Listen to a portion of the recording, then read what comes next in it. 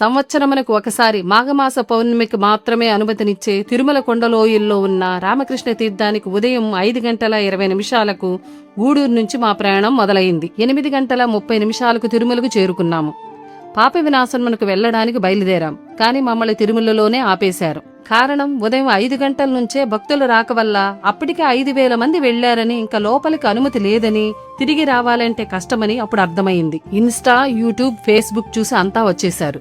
మేము కూడా అలానే వచ్చాము. అనుమతి లేక ఎదురు చూస్తున్న వాళ్ళు చాలా మంది ఉన్నారు. కొంతమంది వెళ్లిపోయారు. మాకు ఆశ చావలేదు. ఏదో ఒక టైంలో వదులుతారని ఒక చిన్న ఆశ.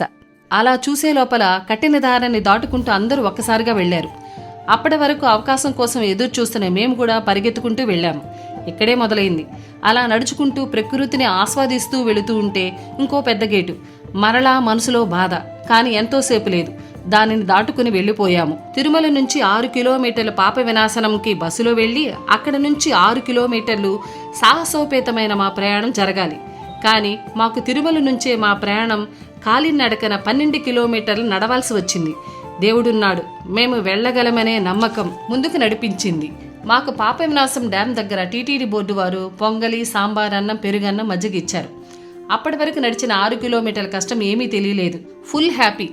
అసలు సిసల్ ట్రెక్కింగ్ డ్యాం నుంచి మొదలు. నడకదారి వచ్చే పోయే వాళ్ళు ఒకే దారి. మట్టి రాళ్ల మధ్య సుమారు 4 కిలోమీటర్లు ఎక్కడం జరుగుతుంది. అసలు దిగవలసిన గమ్యానికి చేరుకున్నాం. ఇప్పటి వరకు ఒక లెక్క, ఇక్కడి నుంచి ఒక లెక్క. చాకల బండ వరకు నీళ్ల సదుపాయం ఉంది, తర్వాత ఉండదు. దారి మధ్యలో రిటర్న్ వచ్చేవాళ్లు మీరు చేరుకోవడం కష్టమని చెప్పారు. కానీ మాకు ఒక నమ్మకం, ఖచ్చితంగా చేరుకోగలమని. అక్కడ ఖచ్చితంగా ఏదో ఒక ప్రాబ్లం జరగద్ది, మీ బిడ్డలు జాగ్రత్త. ఇక లోయలో దిగవలసిన దగ్గర ఉదయం 8 గంటలకు బయలుదేరిన వారు ఇంకా దిగలేదని తెలుసుకున్నాం. ముందు వెళ్లిన వారిని లోయ నుంచి బయటికి పంపించి కొంతమందిని దించుతారు.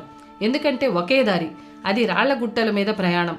రాళ్ల గుట్టలు లేని దగ్గర దిగడం కోసం నిచ్చెనలు ఏర్పాటు చేశారు. మొత్తం 11 నిచ్చెనలు అలా ఏర్పాటు చేశారు. నిచ్చెన దిగడం, కొంత దూరం బండరాళ్ల మీద లోయలోకి దిగడం, మరలా నిచ్చెన, ఇలా మొత్తానికి రామకృష్ణ తీర్థానికి చేరుకున్నాం. ఆ వాతావరణానికి ఇంత దూరం మేం పడ్డ కష్టం అంతా పోయింది. లోయల మధ్యలో విశాల ప్రదేశం ఆహ్లాదకరంగా ఉంది. రామకృష్ణ తీర్థంలో మునిగి రామకృష్ణులకు నేను తెచ్చిన పూలు, కర్పూరం ఆరతి ఇచ్చుకుని కొంచెంసేపు కూర్చుని బయలుదేరాము. అప్పటికే లైట్ ఫెయిల్యూర్ అయిపోయింది. ఇక్కడ నుంచి ఫోన్ టార్చ్ లైట్ ద్వారా రాళ్ల మీద పాకుతూ నిచ్చెనలు ఎక్కుతూ పైకి చేరాము. అడుగడుగున పోలీసు వారు చేయి అందించి లాగడం, గైడెన్స్ ఇవ్వడం జరుగుతుంది. ఒకరికొకరు సహాయం చేసుకుంటూ తిరిగి పైకి రాగలిగాము. మేమందరం యాత్ర సంతోషంగా ముగించుకుని వెళుతుంటే పోలీస్, మిలిటరీ వాళ్ళు చాలా హ్యాపీగా ఫీల్ అయ్యారు. వాళ్లకు మా కృతజ్ఞతలు.